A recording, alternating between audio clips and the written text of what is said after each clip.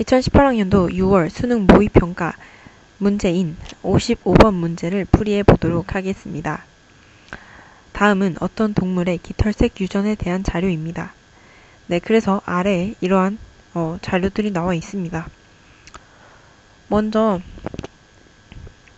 다음 밑에 보기를 보면서 하나씩 풀이해 보도록 하겠습니다. 기억, 깃털색 유전은 다인자 유전이다. 이는 다인자 유전이 아닙니다.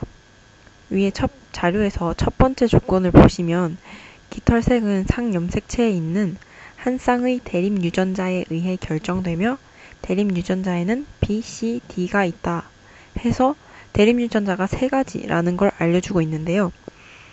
여기서 우리는 다인자 유전과 복대립 유전의 개념에 대해서 정확히 짚고 넘어가야 할 것 같습니다. 다인자 유전은 하나의 형질을 여러 개의 대립 유전자 쌍이 관여하는 것입니다. 즉, 다른 염색체에 있는 여러 개의 대립 유전자의 쌍들이 관여를 하는 것이죠. 그리고 복대립 유전은 이와 조금 다릅니다. 하나의 형질을 두 가지 이상의 대립 유전자가 관여하는 경우를 복대립 유전이라고 합니다. 그래서 이 문제의 경우처럼 이렇게 대립 유전자가 세 가지가 이렇게 한 가지 형질에 관여하는 경우를 복대립 유전이라고 합니다.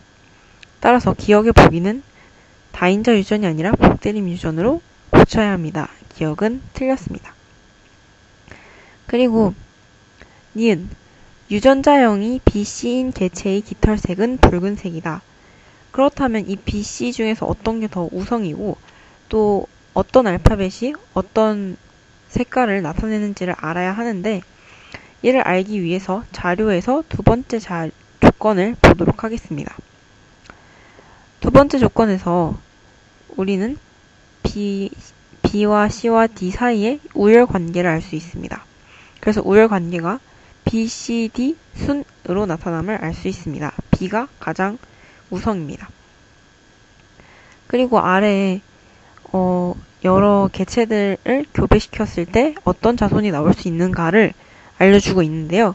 이를 통해서 B, C, D 중에서 어떤 것이 붉은색, 어떤 것이 갈색, 어떤 것이 회색을 나타내는지 알 수 있습니다. 먼저 갈색과 붉은색 수컷을 서로 교배시킨 경우 자손이 갈색, 붉은색, 회색이 나타납니다.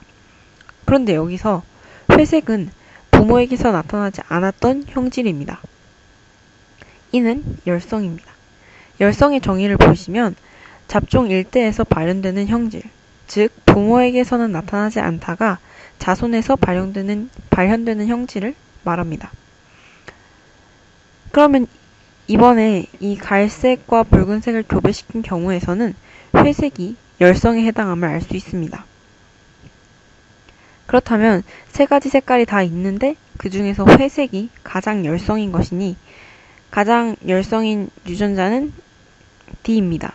그래서 회색은 D 유전자에 의해서 발현됨을 알 수 있습니다. 그리고 그 아래 붉은색 암컷과 붉은색 수컷이 서로 교배한 경우가 나와 있는데요. 이 경우에는 자손이 갈색과 붉은색이 나타납니다.